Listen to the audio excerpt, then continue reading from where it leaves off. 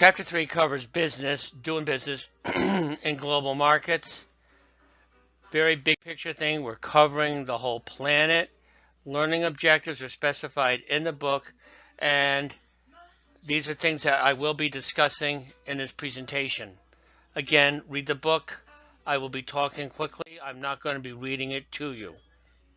But these are things here. You might want to write them down, pause the video to know these things when they show up on a quiz. What I'm basically concerned is that you have an understanding of what these concepts are.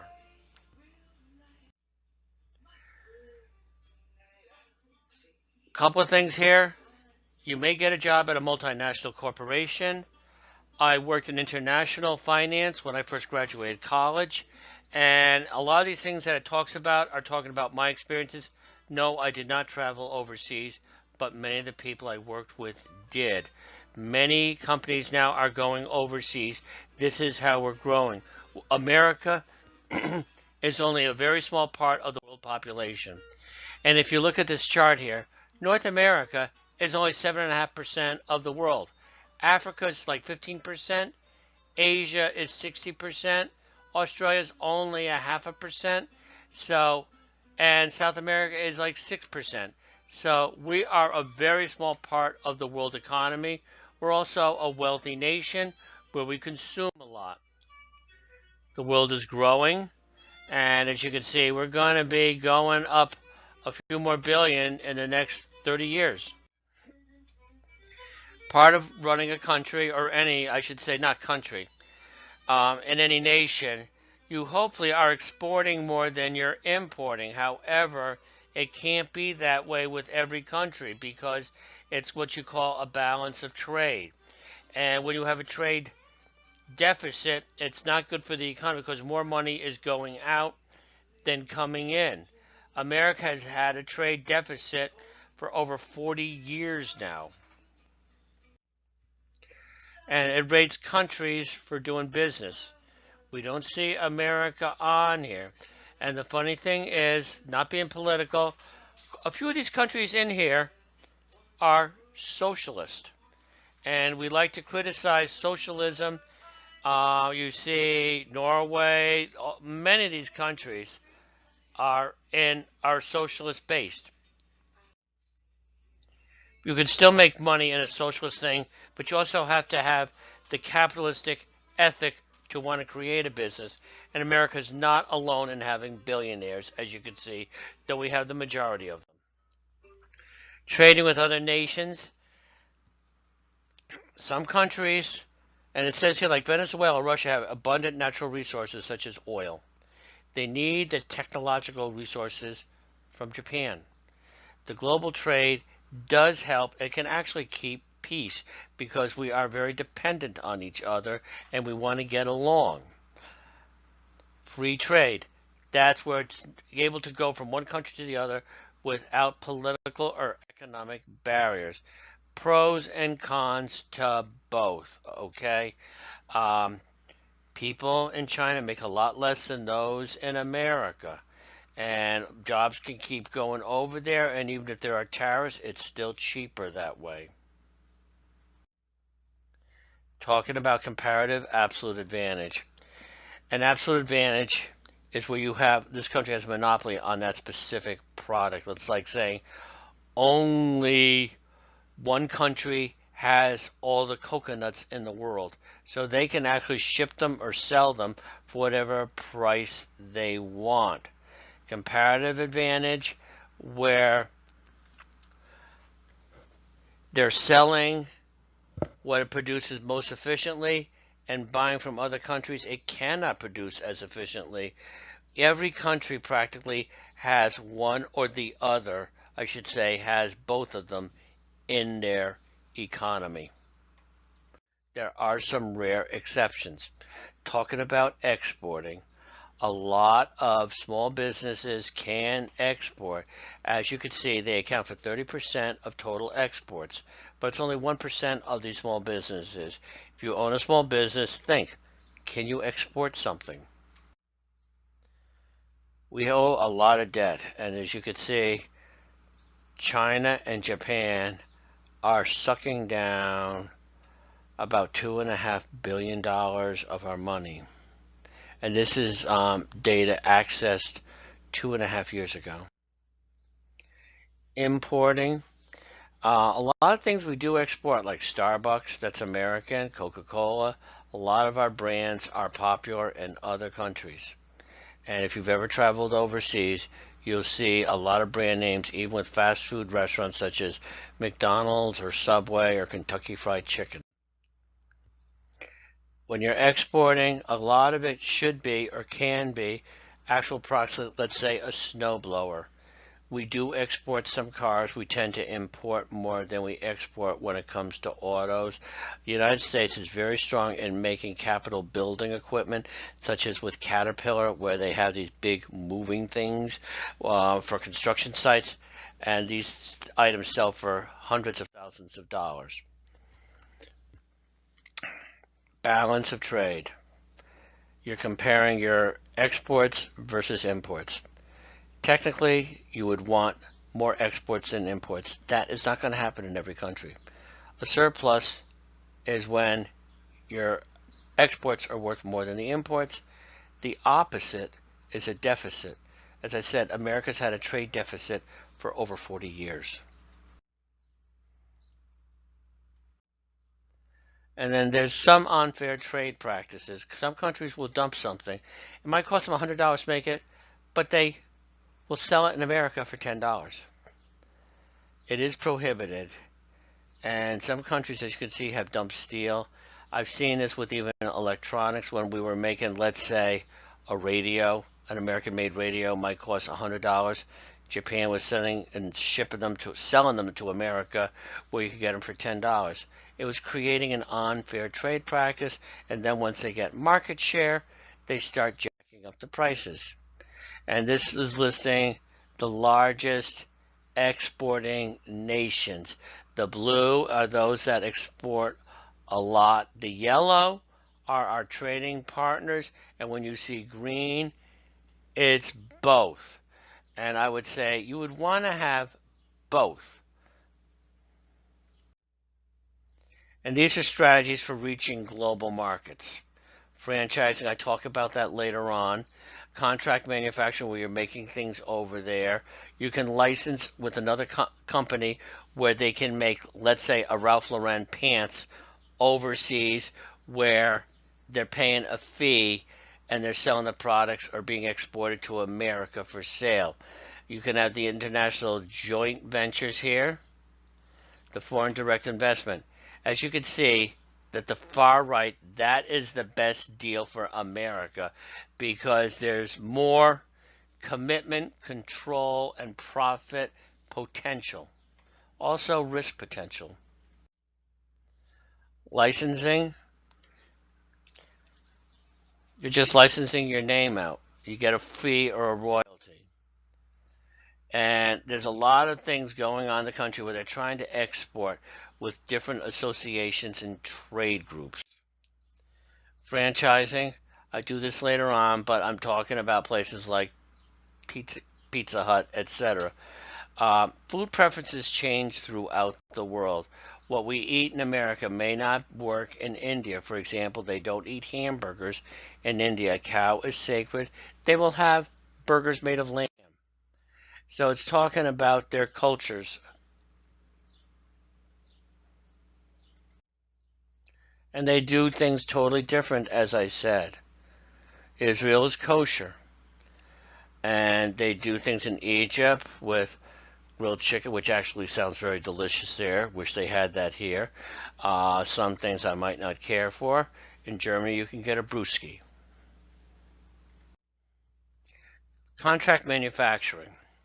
It's a form of outsourcing where I'm having somebody make my widgets. It helps people, or companies I should say, they don't have to have the startup cost of building a factory.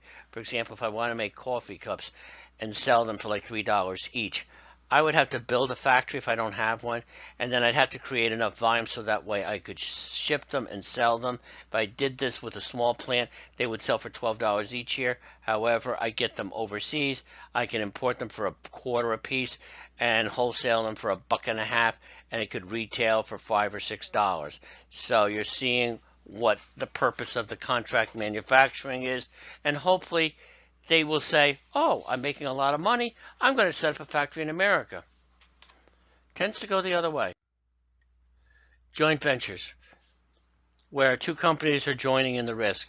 It could be a company in Germany joining with a company in Bridgeport, and they're working with their skills together to undertake a project. Strategic alliance. These do not share costs or risks. They help to, it says here, a long-term partnership between two or more companies to help them build a competitive market advantage. So that way it can work with cars, it can work with even smaller businesses. And it's talking about investment from other countries. It would be best if we had the investment coming inside America. When there's profits and there's a foreign investor, they get the profits.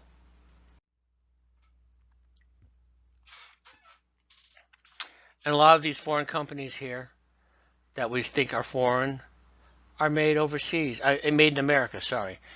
And sometimes an American product can be made heavily overseas, such as the Ford Fusion.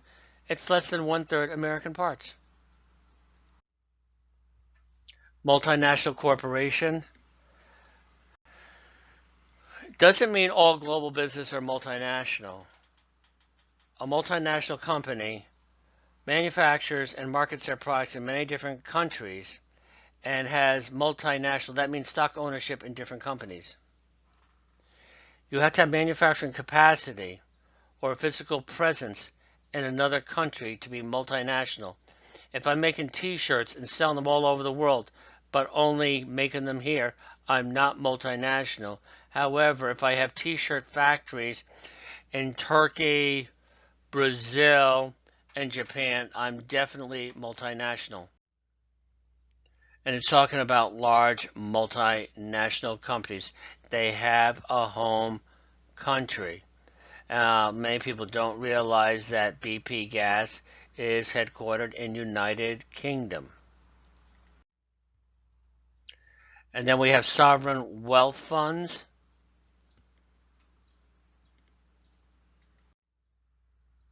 And these are forces that do affect global trade. And a lot of you know what some of them are. You could have physical and environmental things here. You could be in a country where you can make things, but they don't have an infrastructure to get things shipped to the airport or the on a ship or a boat or train. That is going to affect them. America does regulate quite a bit. You also have socio-cultural issues there, working with the people. And these are things you've got to be aware of if you are setting something up. They have different ways of communicating their culture in there.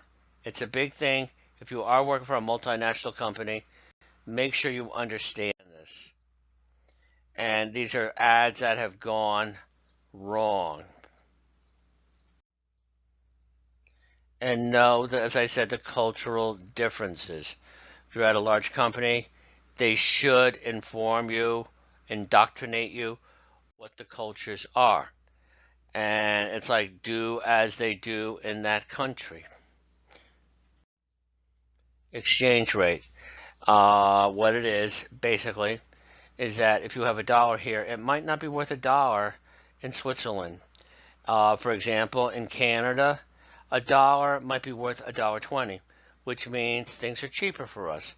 You go into other countries, like let's say, where they're using the euro, you might be worth 75 cents on the dollar. So that $7 item in Europe might cost you $10 US. It's a fluctuating thing on supply and demand. People trade currency futures. and you could devalue the dollar. You can have really high inflation. You could where what was a loaf of bread could have been, let's say, 10 pennies today, might cost 100 pennies 3 days from now. That can be affected by politics, other issues such as natural disasters. And you can do counter trading where there's bartering between countries. That can be effective.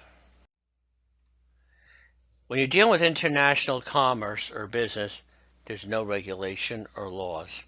The laws in one country could be totally inconsistent with what there is in America. If you're in America, you got to follow our laws. I'm going to Sweden, I have to follow their laws. Again, as I said with iInvental, you have to make sure your products can be shipped. You just don't want to be carrying it down a dirt road. Protectionism, what it is here, we're saying we're not importing anything anymore. We've got to make it here. It's like coal, very big political issue going on in the country in 2017. And yes, you might want to protect the jobs of those people. However, with other things such as wind, natural gas, it is affecting demand. People don't need coal as much as they used to. The power plants are producing it much more efficiently. Tariffs. One reason could be to raise money for the government. So if I'm importing a T-shirt and you have to pay a 50-cent tariff, that's a tax that goes to the government. Protective could be to raise their retail price. So that way, if it's a T-shirt, again, with a protective tariff, it's going to make that T-shirt sell for just as much as a T-shirt made in America.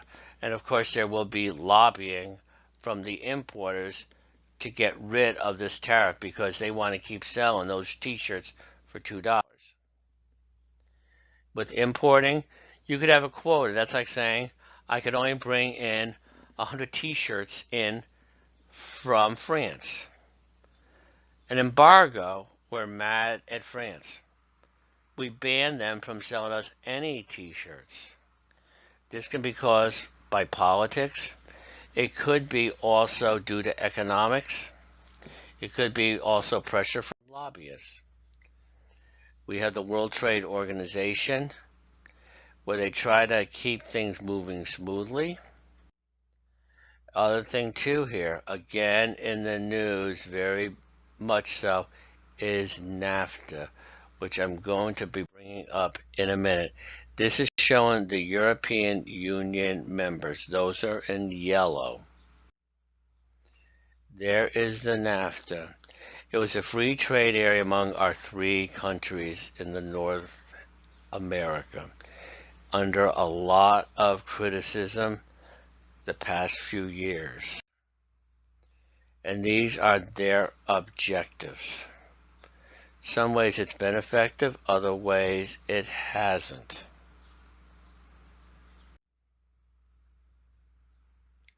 And they're trying to negotiate other free trade agreements with other countries, the Trans-Pacific one.